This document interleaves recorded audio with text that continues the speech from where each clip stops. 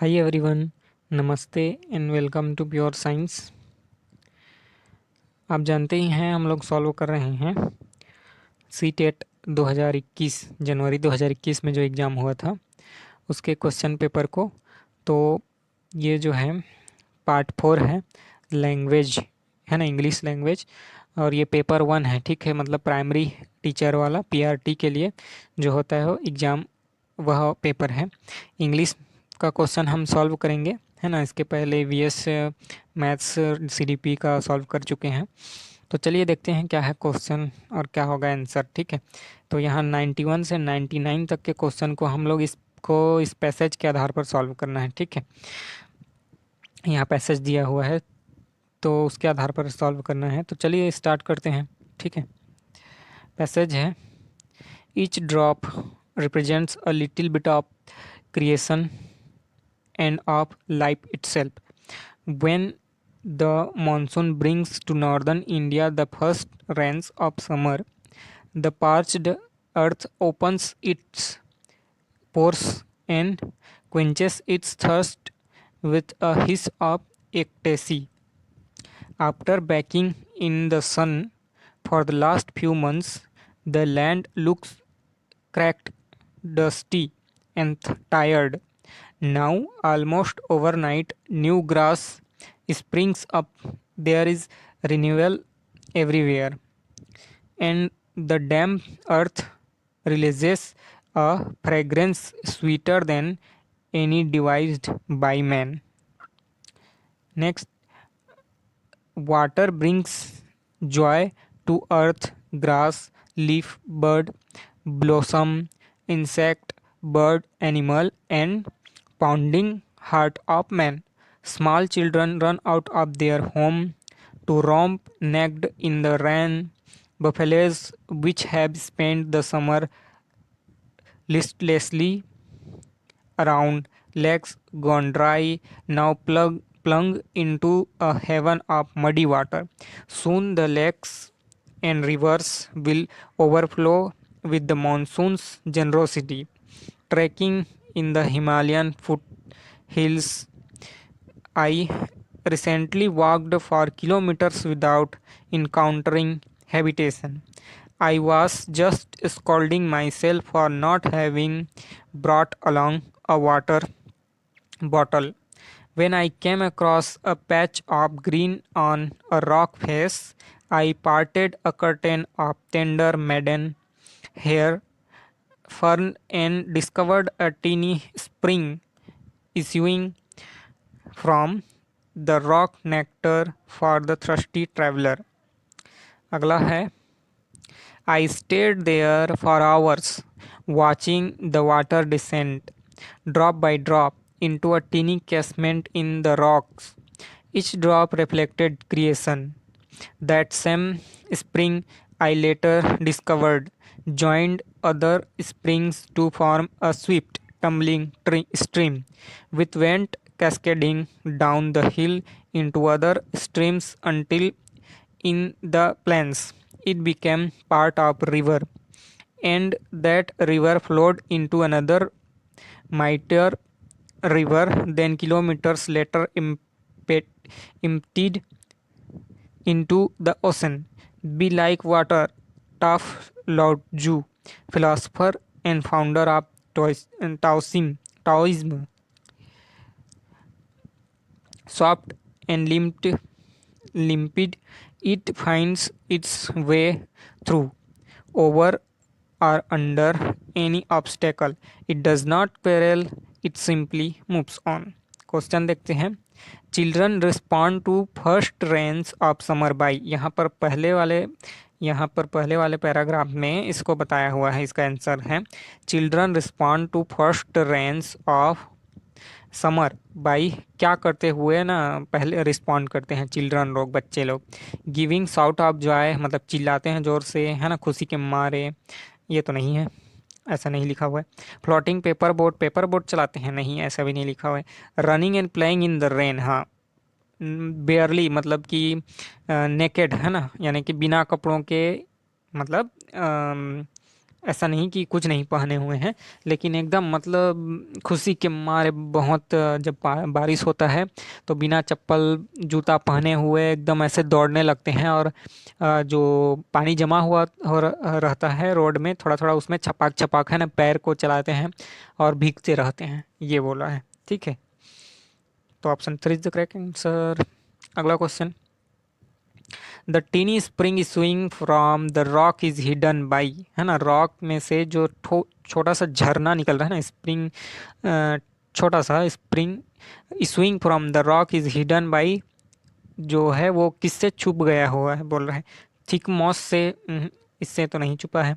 Maiden hair fern, ये बोला है, मेडन हेयर फर्न से जो है छुप गया है। ठीक है, जो छोटा सा पानी का ड्रॉप या बूंद बूंद जो गिर रहा है वह। ठीक है, अगला क्वेश्चन देखते हैं। To become part of a river a tiny drop has to, मतलब कि एक छोटे से पानी के बूंद को नदी का एक भाग बनने के लिए क्या करना पड़ता है। ठीक है, मतलब कि एक वाटर का ड्रॉप है, उसको नदी बनने के लिए क्या करना पड़ता है। Have a lot of strength, lot of strength होना चाहिए। डिपेंड ऑन एक्सटर्नल फॉर, बाहरी बलों पर निर्भर रहना चाहिए, नहीं। सफ़र ए लॉट, बहुत मेहनत करना पड़ता है, नहीं। मर्ज इट्स डेंसिटी आइडेंटिटी, मतलब अपने खुद के आइडेंटिटी को मर्ज करना पड़ता है, दूसरों के साथ मिलाना पड़ता है, नदी में अपने आप को सौंप देना पड़ता है, तभी उसका हिस्सा बनोगे ना। आप अपना खुद का अपना मेरा ईगो रहे, यानी मेरा भी अस्तित्व रहे, और मैं नदी में शामिल भी हो जाऊं, यानी अलग दिखूं, ऐसा बोलोगे तो नदी में शामिल कैसे हो जाओगे, है ना। अगर आपको नदी में शामिल होना होता है तो आप उसको अपने आप को सौंप देते हो, यानी कि कोई भी पानी का ड्रॉप जो है नदी में मिलता है तो उसी के अकॉर्डिंग बदल जाता है। ठीक है, तो मर्ज इट्स आइडेंटिटी। ठीक, सही उत्तर।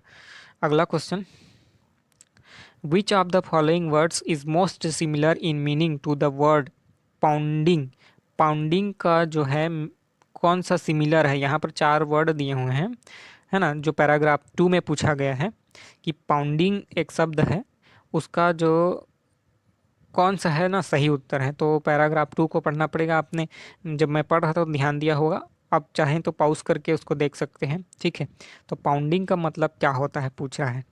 सेकिंग तो नहीं होता, बिनबिंग नहीं, भी नहीं होता, पाल्पिटेटिंग, ठीक है, ये होता है सही उत्तर। ठीक है, देखें अब अगला question, which one of the following words is most opposite in meaning to the word descend. Paragraph 3 में डिसेंड जो बोला गया है उसका अपोजिट वर्ड कौन होता है, बोला है ना मोस्ट अपोजिट, है ना, एज यूज्ड इन पैसेज, है ना, तीसरे वाले पैसेज में यूज किया गया है, तो उसका अपोजिट वर्ड डिसेंड का अपोजिट वर्ड ढूंढना है। फ्लो मतलब कि, अरे, फ्लो मतलब बहना होता है, फ्लो मतलब बहना, तो इसका तो नहीं है। डिसेंड है ना, और एसेंड, एसेंड मतलब चढ़ना हो या ऊपर जाना, है ना, और डिसेंड मतलब नीचे जाना। ठीक है, तो उसका अपोजिट हो रहा है ना। ठीक है, डिसेंड का अपोजिट, डिसेंड मतलब नीचे जाना या घटते जाना नीचे की ओर, तो असेंड मतलब ऊपर बढ़ना, बढ़ते जाना। ठीक है, तो सही उत्तर होगा option 2। Next question, which part of speech is the underline word in the following sentence. यहाँ जो अंडरलाइन वर्ड है वो पार्ट्स ऑफ स्पीच जो होते हैं उसमें से कौन सा पार्ट है स्पीच का, है ना। ऑलमोस्ट, ऑलमोस्ट यानी कि लगभग, है ना, ऑलमोस्ट मतलब लगभग। ओवरनाइट मतलब लगभग एक ही रात में नए पत्ते उग जाते हैं, बोल रहे हैं नया घास उग जाता है, लगभग एक ही रात में नया घास उग जाता है, तो यह कौन सा पार्ट ऑफ स्पीच है।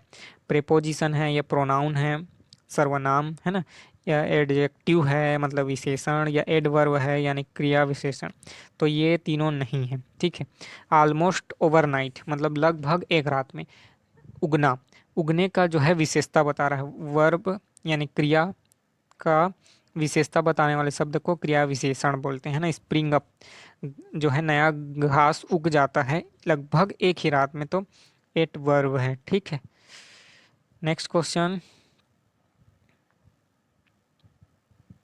नेक्स्ट क्वेश्चन है, which part of the following sentence contains an error, है ना, यहाँ जो सेंटेंस लिखा हुआ है उसके किस भाग में इरर है बताना है। He knew that he will go back on his promise. ठीक है, he will, he knew that he will go back on his promise, इनमें से किस भाग में जो है गलती है, एरर है। ठीक है, तो देखिए he will know that he will, he know, he knew, he that he will में जो है प्रॉब्लम है। ही न्यू होगा तो न्यू है मतलब पास्ट टेंस है ना, ही न्यू मतलब वह जानता था, है ना। That he go back on his promise है ना, ये जो है भविष्य काल का आ गया अचानक से। ठीक है, ये भूतकाल का चल रहा है। ठीक है, तो इसका मतलब है कि ये option B is the correct answer, मतलब उसमें गलती है। ठीक है, अगला question, which of the following statements is not true. यहाँ पर स्टेटमेंट दिए हैं, कौन सही नहीं है यह बताना है। देयर इज रिन्यूअल एवरीवेयर, ऐसा तो सही है। ठीक है, ऐसा बोला गया है ना। पैसेज को आप पढ़ेंगे तो समझ में आ जाएगा, रिन्यूअल है एवरीवेयर। ठीक है, न्यू ग्रासेस स्प्रिंग अप, ऐसा भी बोला गया है। The sweltering heat comes to an end, ऐसा नहीं बोला गया है। पानी गिरता है तो इसका मतलब है कि जो गर्मी है वो खत्म हो जाता है, ऐसा तो नहीं होता है ना। मतलब एकदम पहली बार जब पानी गिरता है तो उस समय गर्मी बहुत बढ़ जाता है, भले ही उमस बढ़ जाता है ना, गर्मी खत्म नहीं होता। तो ये सही उत्तर है। ठीक है, option 3 is the correct answer. अगला देखते हैं, the earth does not look before blank before the onset of monsoon, है ना। मतलब कि मानसून के आने के पहले जो है, जो अर्थ है, पृथ्वी है, वह नहीं दिखाई देती है ना। कैसी नहीं दिखाई देती, कैसी नहीं दिखाई देती है बोल रहा है, डज नॉट ना, तो ध्यान से पढ़िएगा। ठीक है, क्रैक्ड तो दिखाई देती है, फटी फटी रहती है जमीन, है ना, सूखा पड़ा रहता है मानसून आने के पहले, तो क्रैक्ड तो रहता ही है। ब्राउन भूरी, है ना, भूरी नहीं दिखाई देती है। ठीक है, तो ये है सही उत्तर, ब्राउन नहीं दिखाई देती है। डस्टी तो दिखाई देती ही है ना, तो मतलब ये नहीं हो सकता। टायर्ड भी दिखाई देती है, क्रैक्ड भी दिखाई देती है। ठीक है, तो ब्राउन नहीं दिखाई देती, ये है सही उत्तर। अगला क्वेश्चन, यहाँ पर एक पोयम दिया हुआ है ना, तो 100 से लेकर के 105 तक के प्रश्नों को इस पोयम के आधार पर सॉल्व करना है ना। पोयम दिया हुआ है, क्या है, I think that I shall never see a poem lovely as a tree whose hungry mouth is pressed against the earth's sweet flowing breast, a tree that looks at God all day and lifts her leafy arms to pray, a tree that may in summer wear a nest of robins in her hair, upon whose bosom snow has lain, who intimately lives with rain. Poems are made by fools like me, but only God can make a tree. ठीक है, poem दिया हुआ है, 100 से 105 तक के प्रश्नों का उत्तर देना है। पहला क्वेश्चन देखते हैं, the tree presses its mouth against the sweet earth's flowing breast to, मतलब ट्री जो है अपना मुंह को प्रेस करती है, नीचे की ओर झुकाती है, against the sweet earth's flowing breast to, है ना। क्यों झुकाती है, ऐसा क्यों करती है। एक्सप्रेस इस ग्रेटिट्यूड नहीं, ड्रा सस्टेंसेस सस्टेनेंस फ्रॉम इट, ये है ना, draw sustenance from it, draw inspiration from it नहीं, ये सब नहीं है। ड्रॉ सस्टेनेंस मतलब कि वहाँ से लेने के लिए क्या चीज़, पानी, जड़, खनिज लवण, जल जो है खनिज लवण, ये सब नीचे से आता है ना, पृथ्वी से, धरती के गोद से, है ना, तो इसलिए ट्री ऐसा करता है। तो ड्रॉ सस्टेंसेस फ्रॉम इट, है ना, वहाँ से निकालने के लिए। तो option 2 is the correct answer. अगला question, the tree prays to God by, tree जो है भगवान से किस तरह प्रार्थना करती है, दोनों हाथ को जोड़कर, है ना, और हाथ किस प्रकार होते हैं, ब्रांच के रूप में है ना, यानी स्विंगिंग इट्स ब्रांचेस नहीं, lifting her arms, lifting her arms, arms किस रूप में है, ब्रांच के रूप में है, टहनियों के रूप में, लेकिन ऊपर उठाए हुए है ना, सभी टहनियों को ऊपर यानी हाथ जोड़ करके ऊपर की ओर उठाते हैं, इस प्रकार से है। लिफ्ट क्या है, सभी आर्म को ऊपर की ओर है ना, तो इस रूप में है ना, फ्लावर के रूप में नहीं है ना, और शेड प्रोवाइड करके भगवान की प्रार्थना नहीं करता है, बल्कि अपने आर्म को ऊपर की ओर उठा करके है ना, सभी टहनियों को, ब्रांचेस को ऊपर की ओर उठा करके, लिफ्टिंग हर आर्म, आर्म के रूप में। ठीक है, अगला question, which of the following statement is not true in the context of poem, है ना, नॉट ट्रू पूछ रहा है, पोएम से संबंधित ये यहाँ पर जो स्टेटमेंट दिए गए हैं कौन सही नहीं है। The tree welcomes the snow on its blossom, bosom, हाँ वेलकम तो करता है, ठीक है, और the tree symbolizes strength and stability, नहीं, पोएम के आधार पर है ना हमको बताना है, तो ट्री जो है सिम्बोलाइजेस स्ट्रेंथ, ताकत और स्टेबिलिटी को सिम्बोलाइज करता है, नहीं, पोएम में तो कहीं कहीं ऐसा नहीं लिखा है। The tree allow bird to build their nest, हाँ ऐसा लिखा है, और closely it lives closely with rain, ऐसा भी लिखा है, ठीक है, लेकिन ऑप्शन दो जैसा नहीं लिखा है, यानी ऑप्शन दो इज द करेक्ट आंसर। ठीक है, अगला question, name the figure of speech used in line 3 and line 4, यहाँ पर लाइन 3 और लाइन 4 है ना, a tree whose hungry mouth is pressed, ऐसा करके लिखा है, और against earth sweet, sweet flowing breast, ऐसा करके लिखा है, तो लाइन 3 और 4 के आधार पर फिगर ऑफ स्पीच हमको ढूंढना है ना, तो क्या है, सिमाइली, पर्सनिफिकेशन, पर्सोनिफिकेशन, हाँ ये है, ठीक है, ये नहीं है ना, ये नहीं है, पर्सोनिफिकेशन का संबंध है, अब ये लाइन 3 और लाइन 4 में बोल रहा है, ठीक है, लाइन 3 और लाइन 4 के आधार पर। ठीक है, अगला देखते हैं, identify and name figure of speech used in poem are made by fools like me, है ना, यहाँ पर एक लाइन बोला गया है, हाँ, poems are made by fools like me, मेरे जैसे मूर्खों के द्वारा पोएम लिखा जाता है बोल रहा है, तो वहाँ पर आइडेंटिफाई करना है हमको कि फिगर स्पीच कौन सा स्पीच यूज किया गया है, पार्ट ऑफ स्पीच जो होते हैं उनमें से कौन सा स्पीच यूज किया गया, वो जो यहाँ पर ये बोला गया है वो कौन सा है ना, मेटाफर है या पर्सनिफिकेशन है, मेटाफर नहीं है ना, पर्सनिफिकेशन है, स्माइली है, स्माइली है ना, स्माइल, ठीक है, स्माइल बोल सकते हैं, स्माइल बोल सकते हैं, ये है, ये भी नहीं है। ठीक है, अगला question, the word mouth in line 3 refers to the, line 3 में माउथ है ना, कहाँ है, तीसरे लाइन में है, हंगरी माउथ इज